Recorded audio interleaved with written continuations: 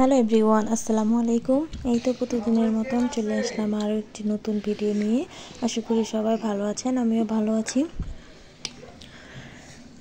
এই তো পেয়ারা খেয়ে নিলাম। এখানে সকাল থেকে আজকে আর ভিডিওটা শুরু করিনি, বিকাল থেকে শুরু করেছি। বিকালে একটু পেয়ারা খেয়ে এরপরে যে দুধ জাল দিয়ে নিতেছি। আজকে পুডিং বানাবো। আজকে আমার জন্য অনেক বড় একটা খুশির দিন। খুশির দিন বলতে আজকে আমার ভাইয়া আর ভাবি আসবে আমাদের বাসায় বেড়াতে, এজন্য অনেক আনন্দ লাগতেছে মনের ভিতর। আমি যেখানে পুডিং বানিয়ে নিতেছি, প্রথমে ক্যারামেল বানিয়ে নিলাম, দুধ জাল দিয়ে নিয়েছি। এখন এই যে ডিম দুধ একসাথে ভালো করে মিক্স করে এরপর দিয়ে দিব বাটিতে। আর এদিকে তো পুডিং বানানো হয়েও গেছে। পুডিংটা মাশাআল্লাহ দিলে এত সুন্দর হয়েছিল, অনেক মজা হয়েছিল পুডিংটা। আর এই পুডিংয়ের পাশাপাশি এদিকে মোমো বানিয়ে নিয়েছি। বাইরে থেকে কিনে আনলে অত একটা ভালো লাগে না, আর খেতেও তৃপ্তি মন ভরে খাওয়া যায় না। আর বাসায় বানালে অনেক ভালো হয়, মন ভরে খাওয়া যায়। আর এদিকে তো রান্নার জন্য প্রিপারেশন নিয়ে নিয়েছি, রান্না করছি। এদিকে হচ্ছে করলা দিয়ে আলু ভাজি করে নিতেছি, চিংড়ি মাছ ছিল, আর ডাল পাতুরি বসিয়ে দিয়েছি। আর এখানে যে মেহমানরা চলে এসেছে, এটা হচ্ছে আমাদের বিয়াই, ভাবির ছোট ভাই। যে বিয়াইকে মারিয়ামের বাবা মিষ্টি খাইয়ে দিতেছে। এখানে আমি ফল টল সব কিছু কেটে কুটে দিয়েছি, মিষ্টি দিয়েছি। এই তো এদিকে হচ্ছে সবাই নাস্তা করে সন্ধ্যা এখন এই যে আমাদের বিয়ের ভিডিও দেখতেছিল টিভিতে। আর এই যে এদিকে তো আমি রান্নাবান্না শুরু করে দিয়েছি। আমি তো এখানে ভাজি ডাল করে নিয়েছি। এখন এই যে মুরগিটা ভুনা করে নেব। প্রথমে আমি মশলা দিয়ে ভালো করে কষিয়ে নিতেছি, এরপর সামান্য পানি দিয়ে ভুনা করে নেব, বেশি ঝোল রাখবো না। আর এদিকে হচ্ছে যে ইলিশ মাছ দুটা ভিজিয়ে নিয়েছি, এখন ইলিশ মাছ দুটো কেটে নিতেছি।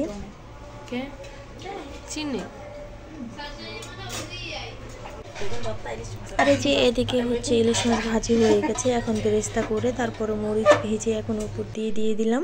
আর এদিকে হচ্ছে এই যে আমার পুডিংয়ের ফাইনাল লুক, এত সুন্দর হয়েছে পুডিংটা, অনেক মজা হয়েছিল খেতে। আর এদিকে যে ভাইও দোকান থেকে চলে এসেছিল, ভাইয়াকে মোমো দিলাম। আর এটা হচ্ছে তার পরের দিন সকালে বউয়া রান্না করে নিতেছি। সকালে বউয়ার সাথে ভর্তা।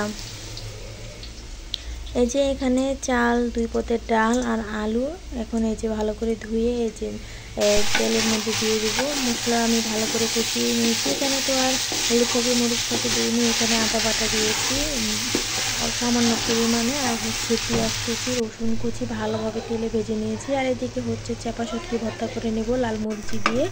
আর এদিকে হচ্ছে লইট্টা শুটকি তেলে নিতেছি, লইট্টা শুটকি ভর্তা করব।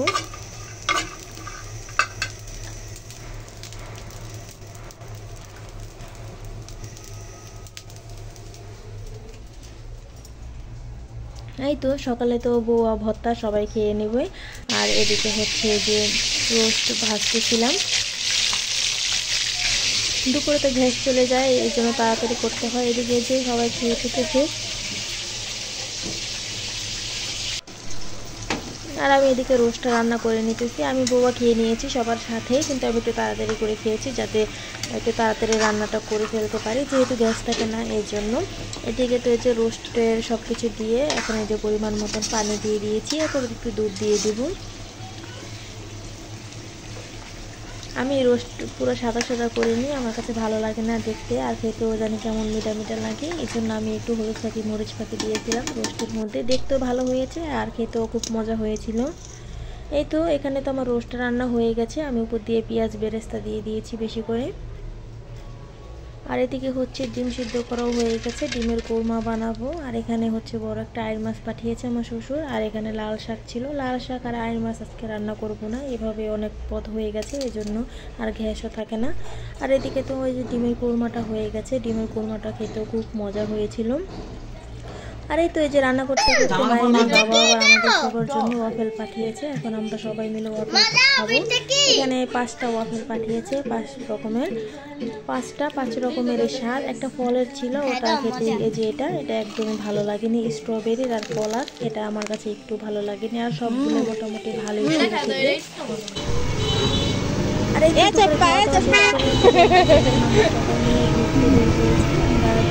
গিয়েছিলাম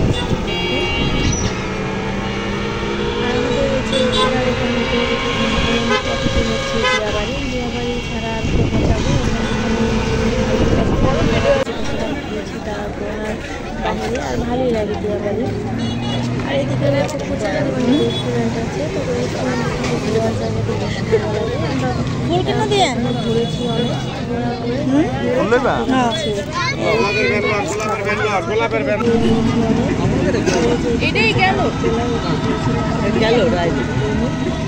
ছোট মানুষ এখানে উঠলে আবার ভয় পেতে পারে, এই জন্য আর আমরা হচ্ছে সবাই ওই জন্য উঠেছিলাম।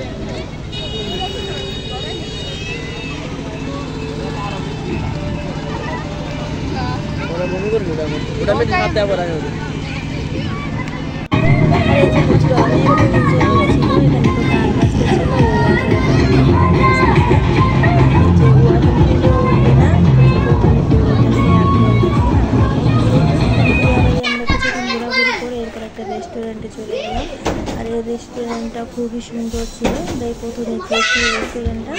আর এই তো আমার মেয়েরা দেখে প্রচুর পরিমাণে কিছু হয়ে গেছে, একটু ছবি তুলে আম্মু।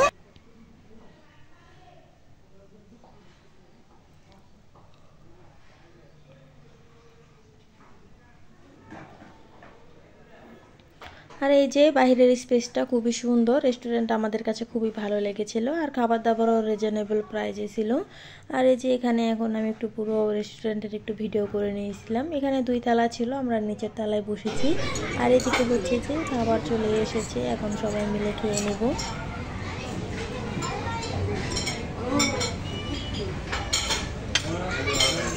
এই তো রেস্টুরেন্টে খাওয়া দাওয়া শেষ করে তো আমরা বাসায় চলে এসেছি। এখন আমরা তো ঘোরার সময় ওখানে ফুচকা খাইনি, আসলে দিয়াবাড়ি ফুচকা তেমন একটা ভালো লাগে না।